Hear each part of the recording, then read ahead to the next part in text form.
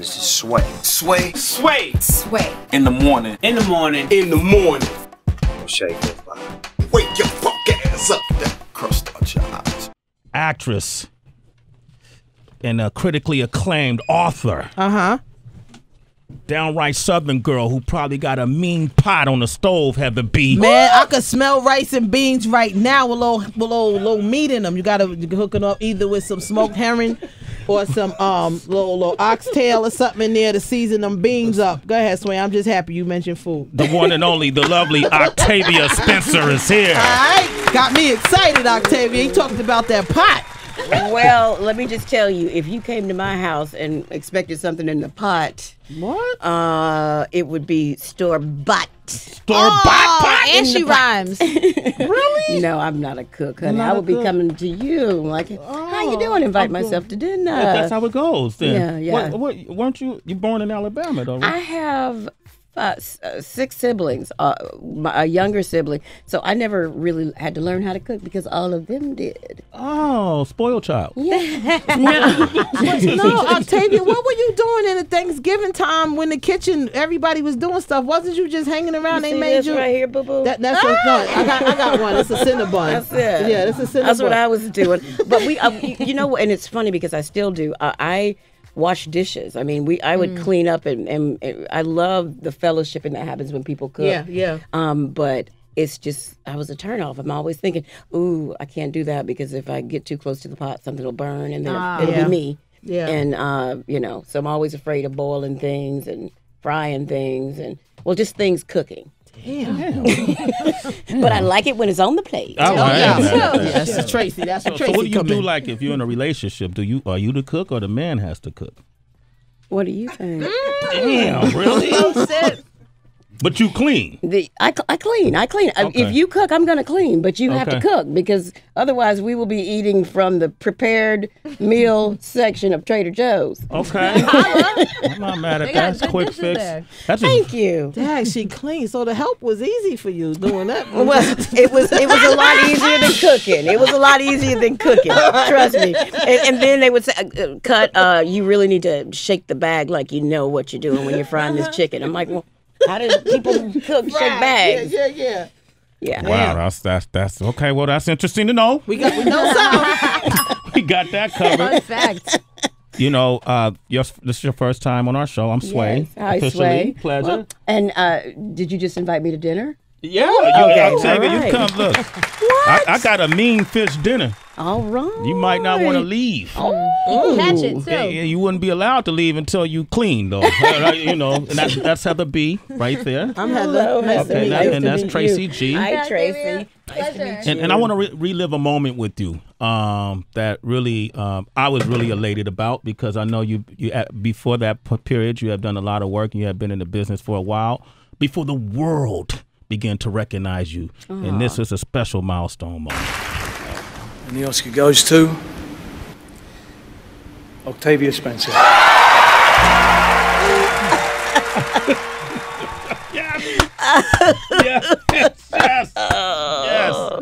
I'm sorry. That's my. What a great moment that was. It was a great moment. It became a conversation piece. Like my mother, my sister, my grandmother. I mean, people in the neighborhoods. We really, everyone was so happy for you. Well, thank you. Let me tell you something. I really don't remember.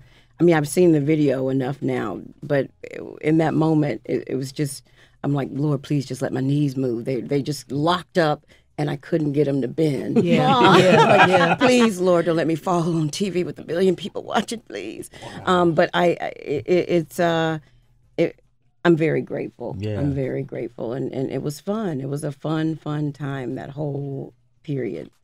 Octavia often talks about how people don't, sort of talk about or respect the journey enough that people take. And I remember Sway brought up that Oscar moment, which we all saw. But I remember sitting in the movie theater with my nephew, watching Spider-Man. I'm like, he dragged me out to this damn movie. And your face just pop up and you go, all right, small fry. I remember that line so clear. I was like, wow, they got a black lady in Spider-Man. And I remembered you. And I'm thinking, what was the journey, if you can share with us, from All right, Small Fry, you're going to get a shot to winning an Oscar. Well, you just summed it up. All right, Small Fry, you're going to get a shot. That's my 20 years overnight success story. I did so many movies where my job was to go, he went that away. No, he went that away. He went that away, he went that away. And that was it. And that's kind of the journey of a lot of actors. I'm a journeyman actor. And that's why I don't take it lightly that I've been given this beautiful opportunity. But that's the story for a lot of us. I represent a lot of actors who got their start with, he went that way. No, he went that way.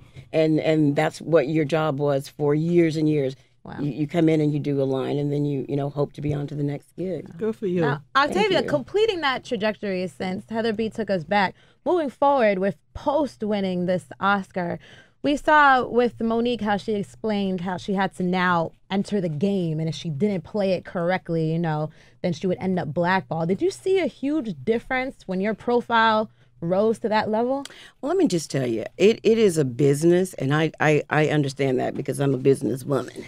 Hey. Hello, let's talk business. That's why when I sat down, we got the food situation out of the way. We got it straightforward. I like that. That's business. No emotion. No emotion, as long as we understand it. But no, there are certain things that you're going to have to do when you get to a certain level. Meaning, if you do a film, they're going to want you to promote it. If you write a book, they're going to want you to promote it. Otherwise, who's going to know that you're in it? And I understand that. As far as game playing, I'm too old, and there's too much left to do. I understand what she's saying, but it's not my reality. I mean, my reality is when you sign on to do something, you go out and you do everything you can to make awareness of it, bring people's awareness to that job. Yeah. So that's what I do. That's what I do. That's what you do. Yeah. How about like now when you walk in the streets, it got to be different for you now, right? Than the Spider-Man days. Well, I also live in a little bubble, but yes and no. My thing is I'm always in this, okay, I got to get from point A to point Z. So I'm thinking just inside this little group, I'm just like this. So sometimes as it's unfolding, you're not even aware of it unless you're like tapped in. Yeah, exactly. Yeah. But the most gratifying thing is to see little kids when they are like, hey, I want to be you when I grow up. I'm like, what? All right then. Because you don't realize that you have that effect on people or that your story has affected them in any way. Was Viola Davis, was that person for you? Viola Davis, we met on a show called City of Angels. We had like a couple of scenes together, but our friendship really cemented when we did The Help. I talked to Viola when she is not being Viola, working every other day, but we talk every week and sometimes multiple times a week, but we talk a lot, and she really, really influenced me and made me understand how things work. Like, okay, this is what's going to be happening, and this is what you can expect. And there's no book, there's no formula, and unless you have someone there to say this is what you should expect, you really don't understand what's happening. And that's why when she told me to don't get the cart ahead of the horse, live each moment in that moment. That way you don't miss anything. And I'm forever grateful to her for that. Well, Octavia Spencer is here, and I'm sitting there thinking as you were talking how you said you kind of in some ways live in a bubble because once you have your mind set on something, you move straight ahead, straight forward. And when we first met in the hallway, I was asking you about Ninja Task, because I was reading a book, and you were headed to the bathroom. One thing. I'm like, I got to get there. I got to get in there. You did tell me that. Yeah. We got to do the Ninja Task later, unless you're trying to come in the bathroom with me and do the Ninja Task. Well, the Ninja Task at that moment was go to the bathroom. You got to go. You got to go. So that was a Ninja Task. Okay, well, we're going to talk about Ninja Task and Randi Rhodes Ninja Detective, this book you have. And I want to open up the phone lines as well, 888-742-3345. I really need a maid. Yeah, it is, man. That's from The Help. Octavia Spencer is here, Academy Award winner. Wow. I do. You have this book, and recently released last week, Randi Rhodes Ninja Detective. Yes. The Sweetest Heist in History. Yes. And Where did this? Like, have you always wanted to be an author? This isn't your first. It's not my first. Yeah. Well, what happened with me, when I was about 6, I realized I was not the best reader, and I didn't understand why words came out, a little jumbled on the page and fragmented sentences. And I'm thinking, who let these people write these books? They're so ridiculous. And then I realized it was the way my brain processed information, and I would always disengage from the narrative instead of staying engaged. And the thing that kept me engaged, a teacher suggested that I read Encyclopedia Brown, and she kept saying, well, you don't know what's going to be a clue. And that kept me reading, and it kept me invested in the story. So I became a much better reader, and it just kind of made me soar. So I decided that if I ever got the opportunity, I would put all the things that I loved in one spot. Sleuthing and ice cream and Bruce Lee, because I always saw myself as Bruce Lee's sidekick, honey. Woo! Don't mess with me. Until then, I realized I don't like to be hit. Let me see your Bruce Lee again. Let me see your. So quick. She keep it low too. You see that? You see that? See, you don't come too close. Don't come too close. These are lethal weapons. But I also realized that I probably, because I don't like being hit and I don't want to hit anybody, that I might not be good as Bruce Lee's sidekick. But I wanted to put all those things in one place. And the other thing is, at the end of each chapter, in your science book, you would always have the glossary and the experiments. I love that. So I wanted to make it an interactive book so that kids who really are interested in being detectives could get real detective practicals to do. Well, because I was looking at the Ninja Task that you offer at the end of the book. Yes. And a couple of things you suggest to kids to improve on their ninja skills and techniques. And I wanted to know if you tried some of these. And in Appendix C, it says, eat some flowers. And so I don't know, Octavia. I know you can't cook flowers. We figured that out. So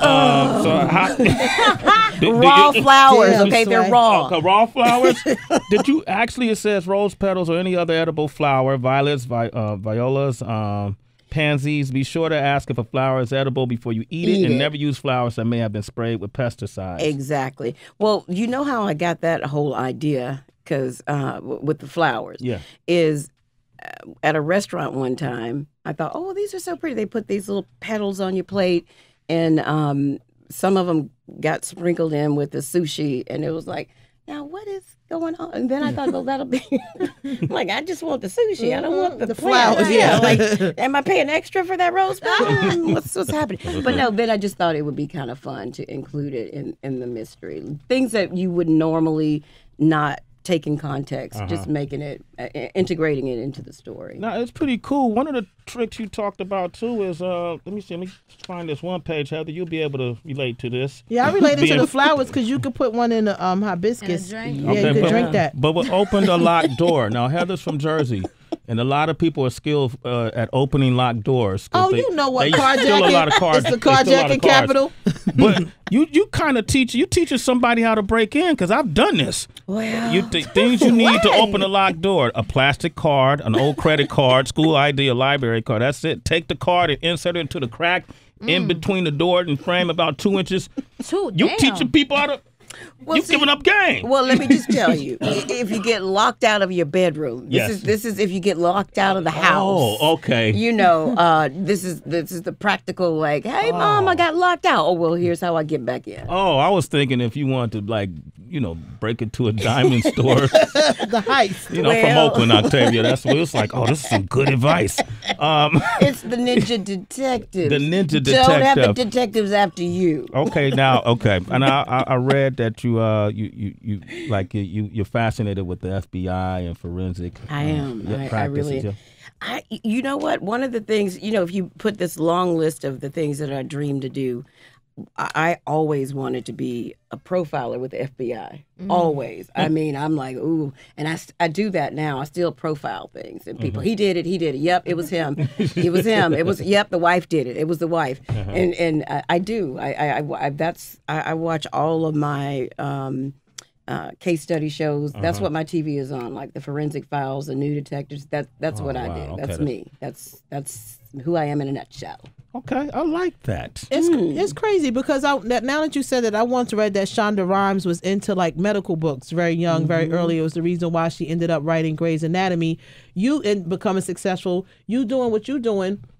You think one day you'll write a show, like, sort of like one of these detective shows? Well, absolutely. That's my dream, actually, is to do a show where I get to be a detective and a woman detective and be a mom or whatever on this side, but get to it's the thing that I enjoy doing the most. Wow. All right. Good. Okay, we got Mike on the line from Chicago. What up, Mike? Big Mike.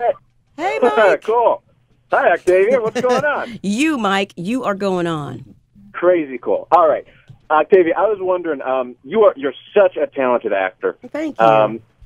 But one of the things that I think makes you particularly so amazing is you're incredibly good at dramatic. You're also incredibly funny.